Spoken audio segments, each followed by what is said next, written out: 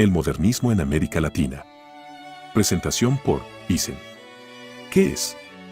El modernismo en América Latina es un movimiento literario y artístico. Se caracterizó por la búsqueda de una renovación formal y temática en la literatura y el arte, con un enfoque en la exploración de la belleza, la musicalidad del lenguaje, lo exótico y lo original. Además, se preocupó por la valoración de la figura del artista y la exploración de temas como la naturaleza, el amor, la muerte y la nostalgia. Historia.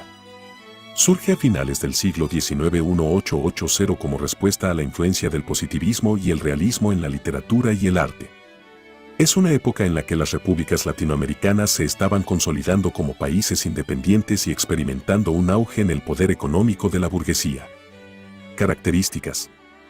Se caracterizó por el uso de un lenguaje poético y refinado, con una preocupación por la belleza formal y musicalidad del lenguaje.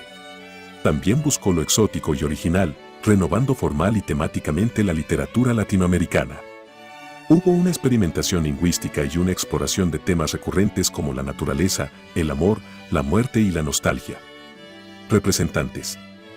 Rubén Darío es considerado el padre del modernismo en América Latina y uno de los más grandes poetas de la lengua española. José Martí, además de ser un destacado poeta, fue también un importante líder político y revolucionario cubano. Manuel Gutiérrez Nájera fue un escritor y periodista mexicano considerado muy importante. El simbolismo. Se caracteriza por la búsqueda de la belleza y la perfección formal en la obra literaria y artística. Los escritores simbolistas buscaban alejarse de la realidad cotidiana y representar un mundo espiritual, utilizando símbolos para evocar sensaciones e ideas. Se hizo presente en la poesía, la prosa y el teatro, influyendo en la forma y el contenido de las obras de los escritores modernistas. Ejemplos.